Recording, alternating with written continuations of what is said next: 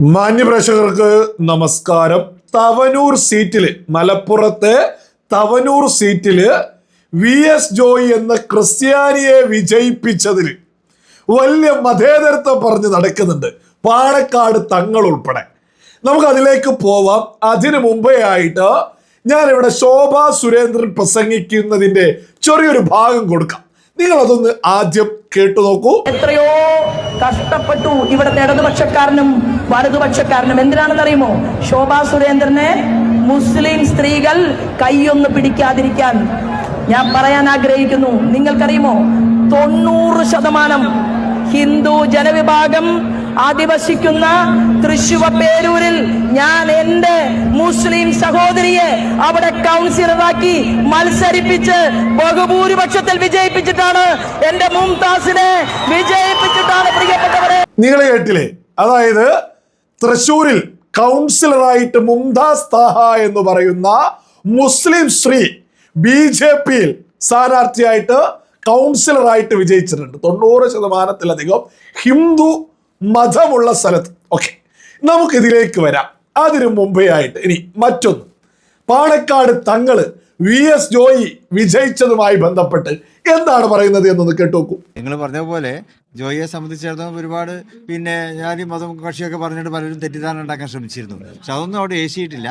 മുസ്ലിം ലീഗിനെ സംബന്ധിച്ചിടത്തോളം മുമ്പ് AK ആന്റണിയെ വിജയിപ്പിച്ച ചരിത്രമാണ് മുസ്ലിം ലീഗിനുള്ളത്. അദ്ദേഹത്തിന് തിരുവങ്ങാടിയിൽ അദ്ദേഹത്തിൻ്റെ സമുദായത്തിൽപ്പെട്ട ആരും അവിടെ ഇല്ല.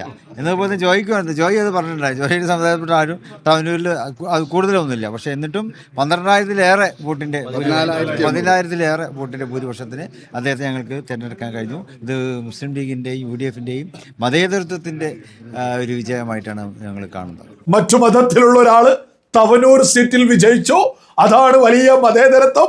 ഇത് കേട്ട് ഏറ്റുപിടിച്ച് കേരളത്തിൽ ഒരുപാട് ആളുകൾ റിയൽ സ്റ്റോറി എന്ന മാതൃഭൂമിയിൽ വന്നിട്ടുള്ള മറ്റൊരു സ്ക്രീൻഷോട്ടാണ് വീഡിയോയുടെ. VS Joy A real Kerala story. ഇതിപ്പോ ഇങ്ങനെ വലിയ രീതിയിൽ തവനൂർ എന്തോ മുസ്ലിം ലീഗ് മതേതരത്വം തെളിയിച്ചു എന്നൊക്കെയാ പറയുന്നത്. മുസ്ലിം ലീഗ് സ്ഥാനാർത്ഥിയാണ് VS ജോയി. കോൺഗ്രസിന്റെ മലപ്പുറം ജില്ലാ പ്രസിഡന്റ് തവനൂരിൽ ഈ UDF തരംഗത്തിൽ വിജയിച്ചു. അതൊരു യാഥാർത്ഥ്യം. അതിൽ മുസ്ലിം ലീഗ് എന്ത് മതേതരത്വം പറയാനാ? അല്ലെങ്കിൽ മുസ്ലിം ലീഗ് എന്ത് മതേതരത്വം ഉണ്ടാക്കിയെന്ന ഈ വിളിച്ചു പറയുന്നത്? ഈ പറയുന്ന UDF-ൽ ഇല്ലാത്ത ഏതെങ്കിലും ഒരു ക്രിസ്ത്യാനിയെയോ ഹിന്ദുവിനെയോ ഒന്നും അല്ലല്ലോ വിജയിപ്പിച്ചിട്ടുള്ളത്. ഈ പാണക്കാട് തങ്ങളൊക്കെ പറയുന്നുണ്ടല്ലോ ഇതാണ് മതേതരത്വം. അപ്പോ ഇത് ഏറ്റുപിടിക്കുന്നവർ പറയുന്നത് മുസ്ലിം ലീഗ് മതേതര. മുസ്ലിം ലീഗ് ഒരു 10 ക്രിസ്ത്യാനിയെ മത്സരിപ്പിക്കൂ, എന്നിട്ടൊന്ന് വിജയിപ്പിക്കൂ. ഈ മുസ്ലിം ലീഗ് സംവരണ സീറ്റിലല്ലാതെ ഒരു 10 MLA-മാരെ കേരള ചരിത്രത്തിൽ ഇന്നേ വരെയായിട്ട് വിജയിപ്പിച്ചിട്ടുണ്ടോ? കേരള ചരിത്രത്തിൽ ഇന്നേ വരെയായിട്ട് മുസ്ലിം ലീഗ് ഒരു 10 MLA-മാരെ സംവരണ സീറ്റിലല്ലാതെ ഈ തവണ എത്ര മറ്റു മതങ്ങളിൽ നിന്ന്? പകുതിയിലധികം മറ്റു മതങ്ങളിൽ നിന്നായിരുന്നു.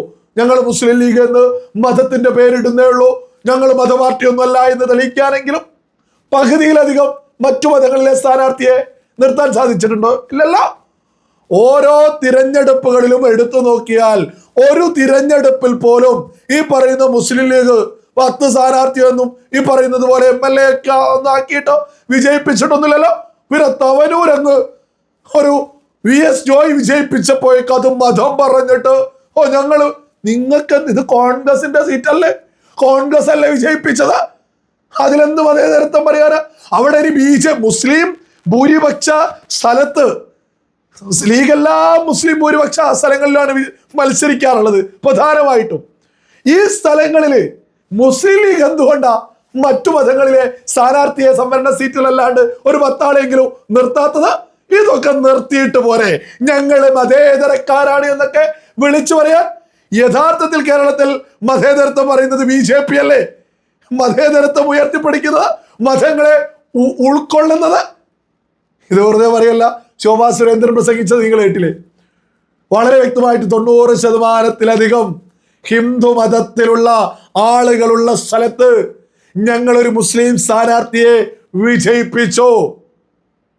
എല്ലാ മതങ്ങളെയും ഉൾക്കൊള്ളുക എന്ന് പറയുന്നത് ഇതല്ലേ? എന്റെ ലളിതമായ ചോദ്യം വരുന്നത് ഇവിടെയാണ്. എന്തുകൊണ്ട് മുംതാസ് താഹ എന്ന് പറയുന്ന BJPയുടെ കൗൺസിലർ വിജയിച്ചിട്ട് ദ റിയൽ കേരള സ്റ്റോറി എന്ന് പറയാത്തത്? BJP ആണ് ഇവിടെ കൃത്യമായിട്ട് ഐക്യം ഉയർത്തിപ്പിടിക്കുന്നത് എന്ന് പറയാത്തത് എന്തുകൊണ്ടാ? എന്താ VS ജോയ് കോൺഗ്രസിൽ സ്ഥാനാർത്ഥിയായിട്ട് വിജയിപ്പിച്ചപ്പോഴേക്കോ വലിയ മുസ്ലിം ലീഗിന് ക്രെഡിറ്റും കൊടുത്ത് പാലക്കാട്ട് നിന്നൊരു ആഹ്വാനമൊക്കെ, എന്നിട്ട് അത് ഏറ്റുപിടിക്കാൻ എന്ത് മതേതരത്വം എവിടെ ചെയ്ത് എന്നായി പറയുന്നത്?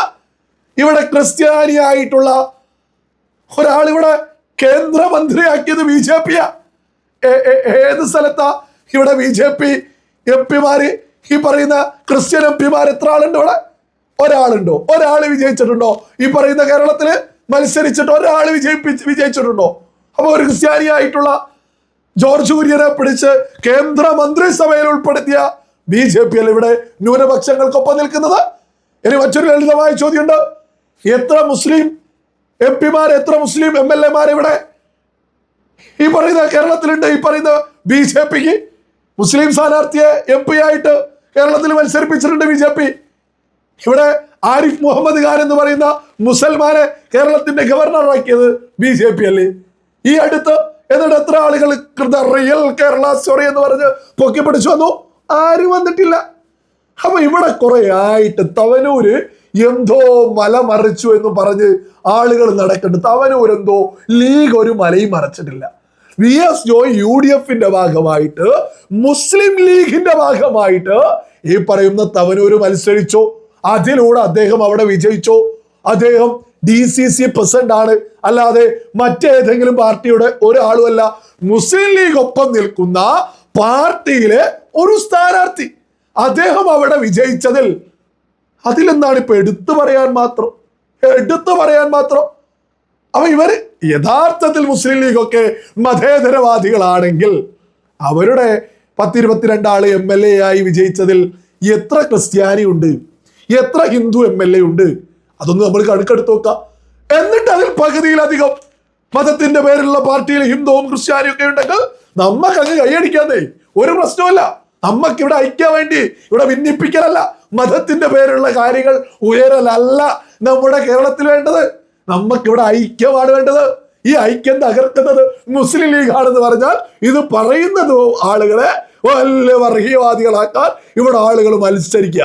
എന്നിട്ട് തവനൂര് കോൺഗ്രസിന്റെ സീറ്റാണ്. കോൺഗ്രസ് ഈ UDF തരംഗത്തിൽ അവിടെ വിജയിച്ചു. അവിടെ കഴിഞ്ഞ തവണയും UDF-ൽ മത്സരിച്ചു. കോൺഗ്രസ് സ്ഥാനാർത്ഥി തന്നെയാണ്. കോൺഗ്രസ് സ്ഥാനാർത്ഥികൾ മത്സരിക്കുന്നു, UDF തരംഗത്തിൽ വിജയിച്ചു.